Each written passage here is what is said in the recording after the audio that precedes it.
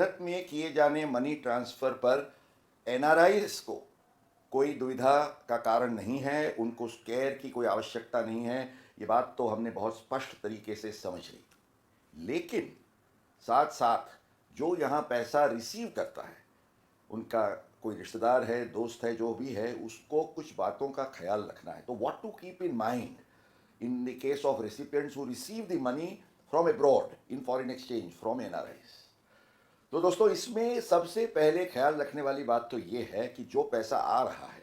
वो यहाँ जो रेसिपिएंट है जिसको मिल रहा है, उसके केस में it should be an exempt gift. ये करमुक्त बख्शिश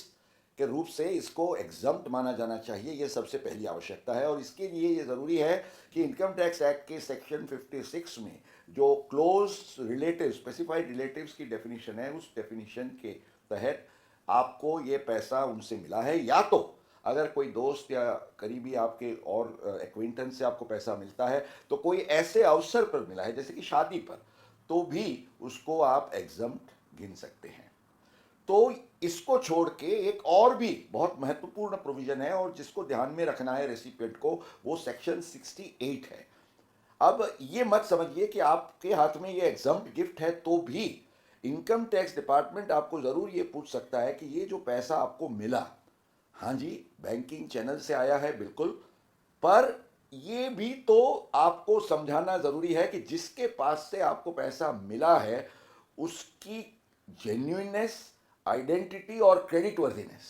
माना आपका बेटा है, वहाँ है, आपको $1 लाख ज़रूर दे सकता है, पर $1 लाख देने वाला बेटा वो वहाँ कितना कमाता है, उसकी खुद की आमदनी क्या है, उसकी एसेट्स क्या है, ये भी तो आवश्यक है आपको बताना, जहाँ particularly large amount of remittances है। तो कंफर्मेशन आपको चाहिए, इसके साथ ये जेन्युइननेस तो है ही जो बैंकिंग चैनल के रेमिटेंस से आप उसको एस्टैब्लिश करेंगे, पर उसके साथ साथ आपको वहाँ जो भेजता है उसके पास इतने पैसे हैं, उसके बैंक अकाउंट से तो आया, बैंक अकाउंट की कॉपी भी आपको दिखानी पड़ सकती है, या तो उसके पास उसकी इतनी एसेट्स या इनकम का सोर्स है, उसको समझाना, उसके लिए ज़रूरी डिटेल्स देना भी इतना आवश्यक है। अन्यथा ये अमाउंट आपके केस में अनएक्सप्लेन्ड कैश क्रेडिट गिनी जा सकती है, जिसके तहत आपके केस में आपको